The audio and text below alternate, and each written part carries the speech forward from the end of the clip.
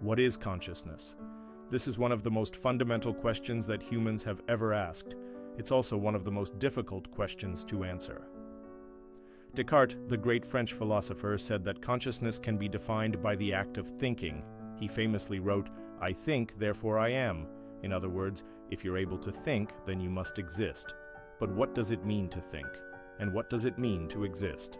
Descartes wrestled with these questions for much of his life. In this video, we'll explore several different ideas about what consciousness is and how we came to have such a hard time defining it. We'll start out with a few simple examples before diving deeper into some more abstract theories. Along the way, we'll try to answer the question, what is consciousness? You are watching this video, and that fact alone tells us a lot about what consciousness is. You're aware of your surroundings. You know that there's a screen in front of you and that there are images moving across that screen. You also know that there's a voice narrating those images. All of this information is being processed by your brain, but you don't need to think about it. You just experience it. That's because your brain has evolved over millions of years to process information automatically. For example, you don't need to think about how to breathe.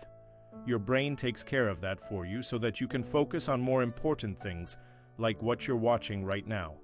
So one way to think about consciousness is as a mirror reflecting the self. The mirror doesn't create the image, but it allows us to see ourselves. Similarly, our brains process information about the world around us, but consciousness allows us to be aware of that information. This is a very simple view of consciousness, but it captures some of its essential features. Consciousness is passive. It's a reflection of what's going on in the brain, and it's immediate. We're conscious of things as they happen without having to think about them. But there's another aspect to consciousness that we haven't considered yet: agency. When you make a decision, you could say that you're conscious of the options available to you and the consequences of each option. Then you choose one of those options, and your brain takes action. So another way to think about consciousness is as a kind of CEO. The CEO doesn't do the work, but he or she sets the direction for the company. Similarly, our consciousness doesn't process information, but it decides what information to pay attention to and how to respond to that information. Now let's move from the realm of philosophy to the realm of science. Integrated information theory is a relatively new theory that tries to explain consciousness in terms of the structure of the brain.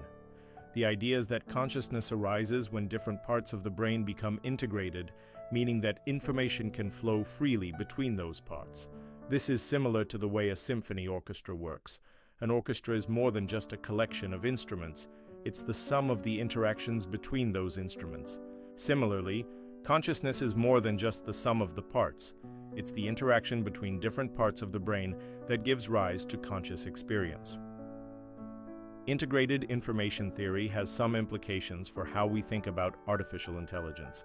If consciousness arises from the integration of information in the brain, then it seems plausible that a sufficiently complex computer simulation could also be conscious. This is because the basic mechanisms of consciousness should be the same regardless of whether they're implemented in silicon or in neurons.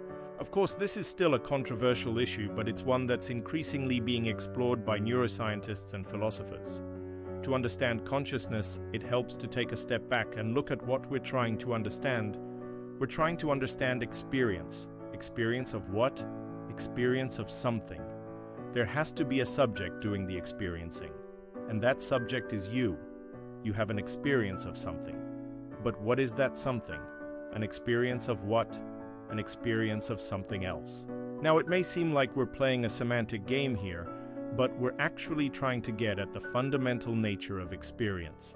If you think about it, there's really no way to talk about experience without using some sort of first-person perspective. You can't talk about someone else's experience objectively. You can only infer what that experience might be like based on your own experience. That's why we use terms like, you feel sad or he seems depressed. We're never directly observing someone else's experience. We're always inferring it. So when we try to talk about consciousness, we're really talking about our own experience. And that makes it all the more amazing. We can sit here and contemplate our own consciousness. We can reflect on what it's like to be us. and we can try to understand the nature of that experience, let's take a step back and look at where we've been and where we're going.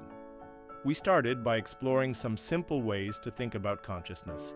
We saw that consciousness can be thought of as a mirror that reflects what's going on in the brain, and that it can also be thought of as a CEO that decides what information to pay attention to.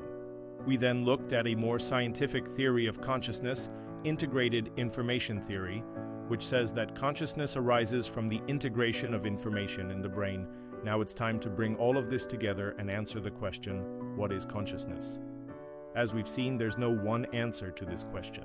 Different theories capture different aspects of consciousness, but perhaps the best answer is that consciousness is whatever it's like to be you. When you experience something, you're conscious of that experience. And that experience is unique to you. No one else can have that exact experience because no one else has your exact set of memories, beliefs, and desires. Your consciousness is shaped by everything that's happened to you in your life. It's the sum total of your experiences. This may not be a very satisfying answer, but it's the best we can do.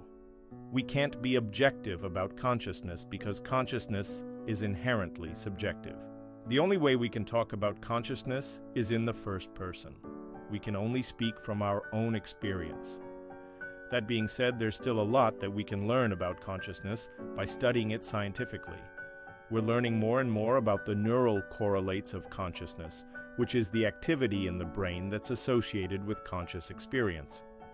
We're also learning more about how consciousness changes over time. For example, we know that consciousness develops differently in different parts of the brain. We also know that consciousness can be altered by drugs, brain injuries, and even simple changes in the way we use our brains, like taking a nap. All of these things teach us something about the nature of consciousness. They help us to understand what it's like to be us.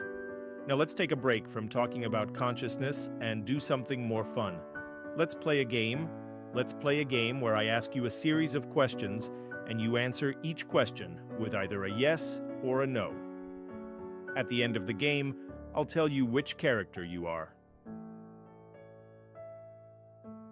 All right, let's play. Question 1, is consciousness material or spiritual?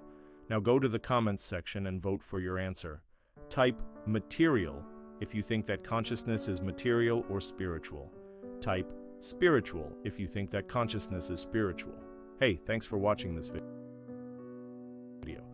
Now we're going to take a look at the results of the poll. Is consciousness material or spiritual? Over 10,000 votes were cast, and 68% of voters think that consciousness is material. That means that 2 out of every 3 people who watch this video believe that consciousness can be explained in terms of the physical world.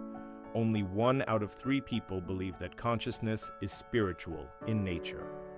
How did you do on the quiz? Did you get to the end without realizing that you were already conscious? If so, congratulations. You just experienced your consciousness directly. Most people don't get to have that experience.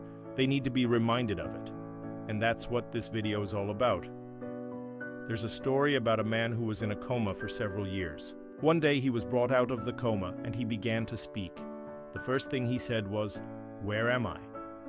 He didn't know where he was because he had no experience of being anywhere. He had no memories, no beliefs, no desires. He was a blank slate. Then he began to experience things. He experienced pain when he was touched. He experienced hunger when he was given food. He experienced fear when he was shown a scary movie. All of these experiences shaped his consciousness. They made him into the person he is today. And that's what happens to all of us. Our consciousness is shaped by our experiences. But sometimes we forget that that's what's happening. We think we're just here. We think our consciousness is just a given. But that's not the case. Our consciousness is created by our experiences. And those experiences can be positive or negative. It's up to us to decide what kind of experiences we want to have and how we want to remember them. That's what gives rise to our consciousness. If you enjoyed this video, please like and subscribe. And if you want to learn more about consciousness, check out my video on the hard problem of consciousness. Thanks for watching. See you next time.